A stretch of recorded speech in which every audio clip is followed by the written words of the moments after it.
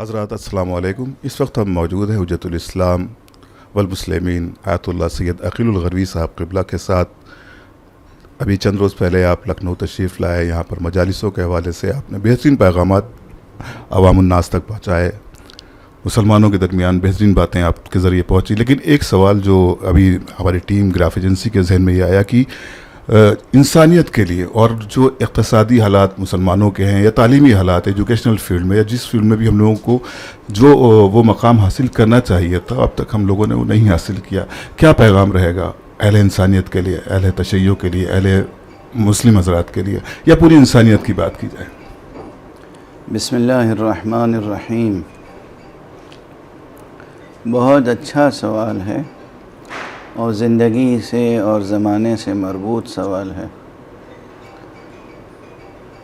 ایک حقیقت ایسی ہے جس کو لوگ صرف مذہبی یا دینی حقیقت سمجھتے ہیں اور دینی عقیدے کے طور پر اسے دل میں رکھتے ہیں، ذہن میں رکھتے ہیں، لیکن اگر وہی ایک حقیقت ہماری زندگی میں جاری و ساری ہو جائے تو ہماری ساری مشکلوں کا حل اسی میں ہے، اور وہ ہے حقیقت توحید۔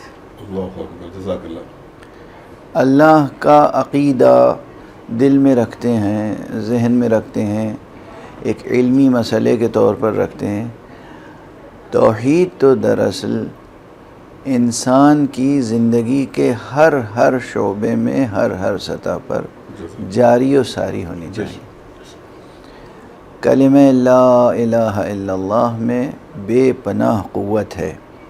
پیغمبر اکرم صلی اللہ علیہ وآلہ وسلم نے کہ جو ظاہر نبی رحمت تھے اور رحمت عالمین تھے اور معلم انسانیت تھے، انہوں نے ابتدائے تبلیغ میں فرمایا تھا قولوا لا الہ الا اللہ تفلحوا، تم لا الہ الا اللہ کہو فلاح پا جاؤ۔ یہ فلاح جو ہے نا، فلاح یعنی زندگی کی ہر طرح کی سعادت، راحت، دنیا کی بھی اور آخرت کی بھی، یہ سعادت اور راحت کلمہ لا الہ الا اللہ میں پوشیدہ ہے۔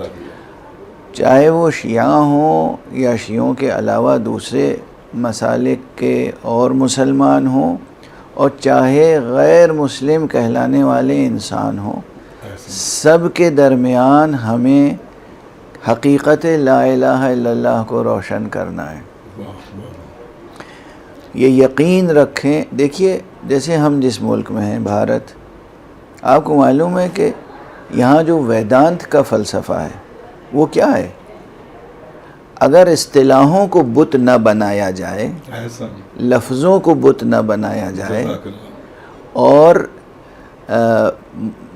اس زاویہ نظر سے دیکھا جائے کہ جوہر معنی لب لباب کیا ہے، تو وہ ویدان کا فلسفہ جو ویداز سے اور اپنشد میں ہے اور پرانوں میں ہے، توحید کا ہے۔ یہی وجہ ہے کہ آپ دیکھیں گے کہ ہمارے ابنائے وطن جو ہیں، برادران وطن، بتوں کی پوجا تو کرتے ہیں، مگر کسی بھی بت پرست سے پوچھیے تو کہتا ہے جی ایشور تو ایک ہی ہے اور وہ نراکار ہے۔ ایشور تو ایک ہی ہے اور وہ نراکار ہے، جی اس کا کوئی آکار نہیں ہے۔ تو یہ جو بت ہیں ان کا وہ الگ سے ایک جواز لاتے ہیں، فلسفہ پیش کرتے ہیں، لیکن جو بتوں کے سامنے سجدہ ریز ہیں وہ بھی دل میں ان کے اور دماغ میں ایک ایشور یا ایک اللہ، ایک خالق، اور وہ بھی اس خالق کا تصور ہے جو صورت و شکل سے اور زمان و زمانیات سے اور مکان و مکانیات سے منزہ ہے۔ تو یہ جو حقیقت ہے، اگر یہ صرف دل کا عقیدہ اور ذہن کا ایک علمی مسئلہ بن کے نہ رہ جائے، بلکہ زندگی میں عملی طور پر جاری و ساری ہو جائے، تو آپ دیکھیں گے کہ اس انسانیت کا عالم کیا ہوتا ہے، اور یہی دھرتی بہشت بن جائے گی، یہی عالم فردوس بن جائے گا۔ اب یہ کہ اس کو طرح طرح سے پیش کرنا ہے، پہلے تو خود ہم توحید کے سانچے میں ڈھلیں، اور اس سے میں وہ زبان کی نزاکت و لطافت کا سہارا لے کے بات کہہ دوں کہ دیکھیے کسی کو ایک ماننا ایک الگ ہے، اور اس کے ساتھ ہو جانا اور یہ کہنا کہ یہ ہم تو ان کے ساتھ ایک ہیں، یہ الگ بات ہے نا روزمرہ کی زندگی میں۔ بے شک میں کہتا ہوں کہ جو توحید کا درس دیا جاتا ہے اس کو یوں دیا جاتا ہے کہ ایک کہو اللہ ایک ہے، لا الہ الا اللہ، اللہ ایک ہے۔ صرف یہ توحید نہیں ہے، توحید اللہ کو ایک ماننا نہیں ہے، توحید اللہ کے ساتھ ایک ہو جانا ہے واہ بے شک واہ واہ واہ عملاً، یعنی ہم اس کے تقاضوں کو، اس کے احکام کو، اس کی مشیت کو پیش نظر رکھیں اور اس کے ساتھ ہر سانس وقف توحید ہو جائے، ہے نا۔ یہ بات ظاہر ہے کہ سب ایک سطح پہ نہیں آ سکتے سارے انسان، لیکن اس جہت میں کام کرنا ہے۔ بے شک تشیع کیا ہے؟ حسین سے وابستگی، علی سے وابستگی، آل محمد سے وابستگی۔ بے شک آل محمد کا اصل پیغام کیا ہے؟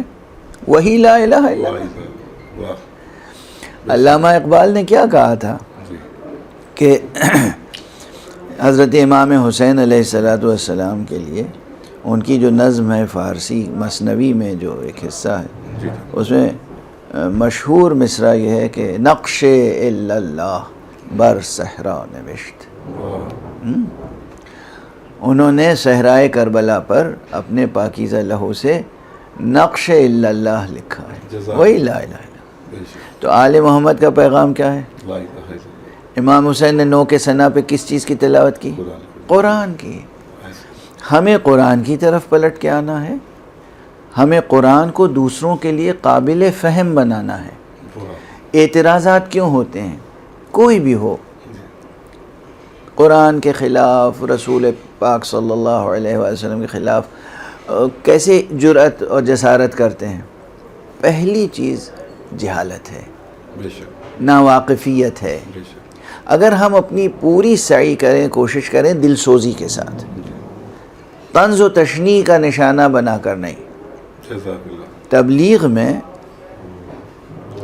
تم یہ ہو، میں یہ ہوں، ہم یہ ہیں، تم وہ، یہ جو اسلوب ہوتا ہے طنز کا اور مناظرے کا، یہ مفید نہیں ہے، بلکہ یہ دوریاں پیدا کرتا ہے۔ دوریاں پیدا کرتا ہے۔ بھائی مناظرے کے ایک مخصوص کچھ مخصوص حالات ہوتے ہیں، کچھ مخصوص تقاضے ہوتے ہیں، ہمیشہ مناظرے نہیں ہوتے ہیں۔ بے شک اصل یہ ہے کہ دل میں دل سوزی ہو، محبت ہو۔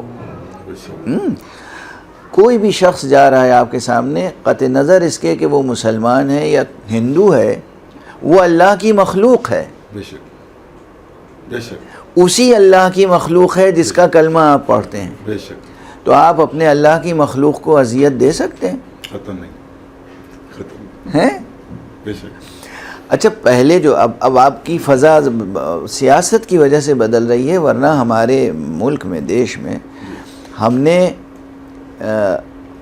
بزرگ ہندوؤں کو دیکھا ہے، پنڈتوں کو دیکھا ہے، ہر طرح کے لوگوں کو دیکھا ہے جن سے ہمارے تعلقات و مراسم تھے عزیزوں کی طرح سے۔ بے شک ہمارے ہاں شادیوں میں وہ شرکت کرتے تھے، ان کے ہاں شادیوں میں ہم شرکت کرتے تھے، ہیں؟ جی ایک دوسرے کا احترام تھا اپنے اپنے کلچر کی حفاظت کے ساتھ۔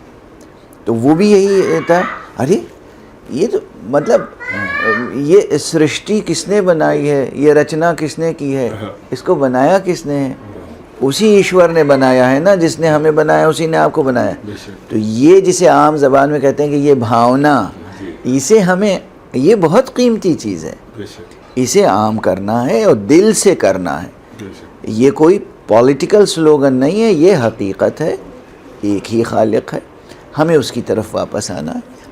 اس کا کلام قرآن ہے، ہمیں قرآن کو عام کرنا ہے۔ قرآن کتاب رحمت ہے۔